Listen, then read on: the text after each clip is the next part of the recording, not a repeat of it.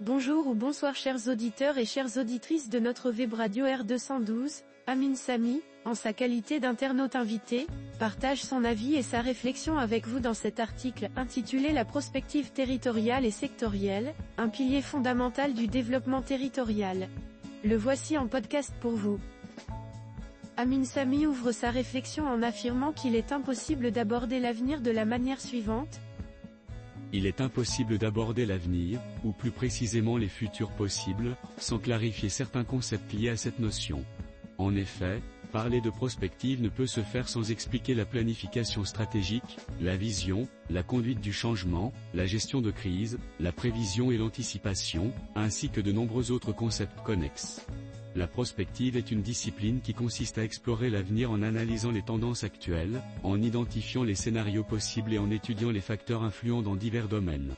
Elle vise à fournir des visions stratégiques permettant de prendre des décisions éclairées pour relever les défis futurs et saisir les opportunités à venir.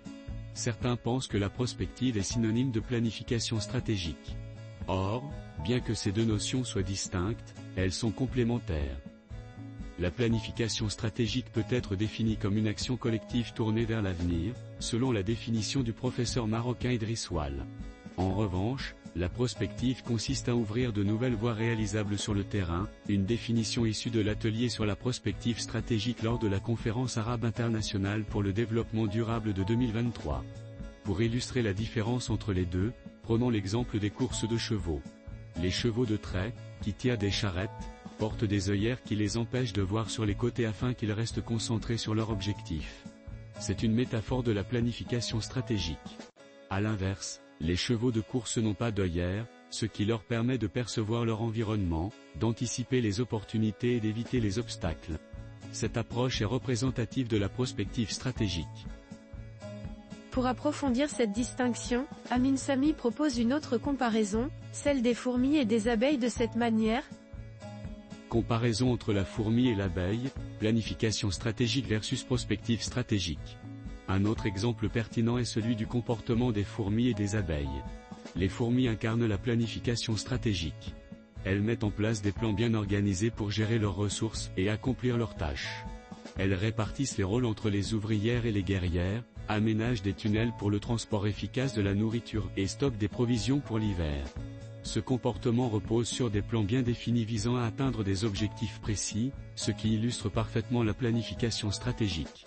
Les abeilles, en revanche, sont plus proches de la prospective stratégique. Elles anticipent les changements environnementaux et prennent des décisions en fonction des conditions futures.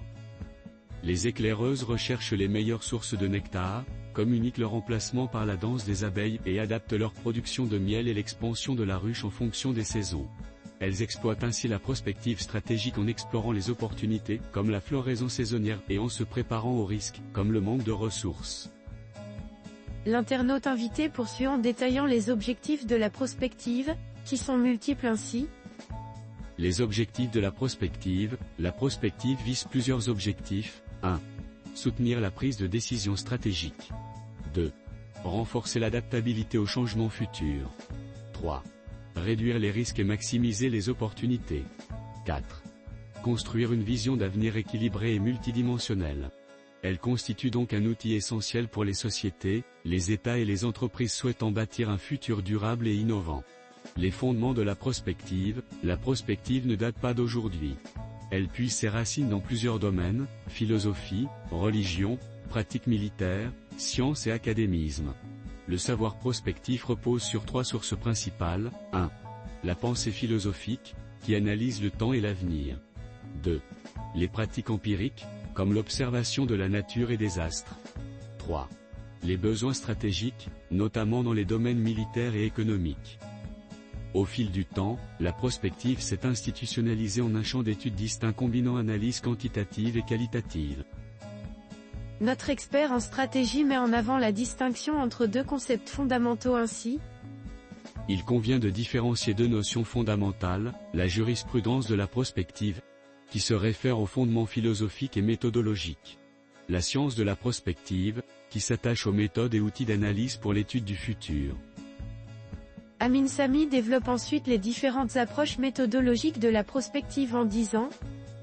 Les approches de la prospective se décline en plusieurs approches méthodologiques. 1. L'approche exploratoire, futur officiel, se base sur l'analyse des tendances historiques et actuelles pour bâtir des scénarios futurs. 2. L'approche stratégique, futur souhaité, définit une vision claire et des étapes pour y parvenir. 3. L'approche participative, intègre divers acteurs, experts, communautés locales, décideurs, dans la construction du futur souhaité. 4. L'approche quantitative, repose sur des modèles statistiques et mathématiques. 5.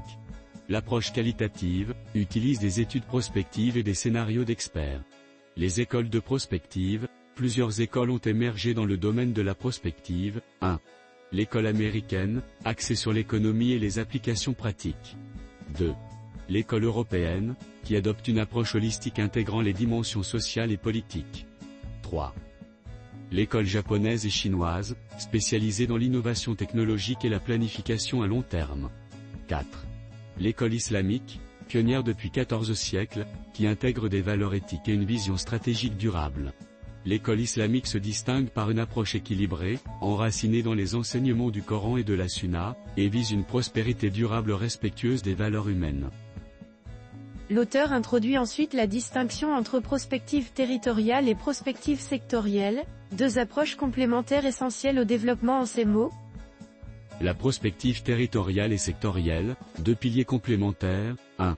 La prospective territoriale, elle analyse l'avenir des territoires en prenant en compte les évolutions démographiques, économiques, environnementales et sociales. Elle est essentielle pour le développement durable des espaces locaux, régions, villes, provinces. Ses objectifs sont multiples, aider à la planification stratégique locale en définissant une vision d'avenir. Déterminer les priorités de développement en fonction des tendances futures. Assurer la durabilité des ressources en intégrant les dimensions environnementales, économiques et sociales. Anticiper les crises et gérer les risques, grâce à des mécanismes de veille stratégique. Renforcer l'attractivité territoriale en stimulant les investissements locaux et internationaux. Réduire les inégalités territoriales et garantir une répartition équitable des ressources. Utiliser les technologies avancées, intelligence artificielle, analyse de données, pour améliorer la gestion territoriale. Dans le cadre du Maroc, la régionalisation avancée constitue un modèle parfait pour l'intégration de la prospective territoriale et sectorielle. 2. La prospective sectorielle, elle se concentre sur l'évolution future d'un secteur précis, énergie, agriculture, éducation, santé, etc., pour en améliorer la performance et anticiper les défis. Ces objectifs incluent, identifier les opportunités émergentes pour gagner en compétitivité. Gérer les risques et crises sectorielles en se préparant au changement. Optimiser l'utilisation des ressources et encourager l'innovation. Soutenir les politiques publiques sectorielles avec des données prospectives. Créer des synergies entre secteurs pour une intégration économique efficace. Pour conclure, l'internaute invité souligne que l'intégration de ces deux dimensions est essentielle pour assurer un développement harmonieux, durable et résilient en ces termes. Interaction entre prospective territoriale et sectorielle, ces deux approches sont interconnectées. La prospective sectorielle étudie les évolutions d'un secteur spécifique, tandis que la prospective territoriale prend en compte l'ensemble des secteurs dans un espace donné. Dans le contexte marocain, la régionalisation avancée constitue un levier stratégique pour intégrer ces deux approches. La prospective territoriale définit les grandes orientations locales, tandis que la prospective sectorielle développe des stratégies ciblées pour accompagner cette vision globale. Ainsi, une approche combinée entre prospective territoriale et sectorielle est essentielle pour garantir un développement harmonieux, durable et résilient. Chers auditeurs de la Web Radio R212, merci d'avoir été à l'écoute de ce podcast, et de partager avec nous ce moment d'échange et de découverte. Votre présence et votre fidélité sont notre plus belle récompense. On se dit à très bientôt, si vous le voulez bien. Avec toute notre gratitude, l'équipe de R212.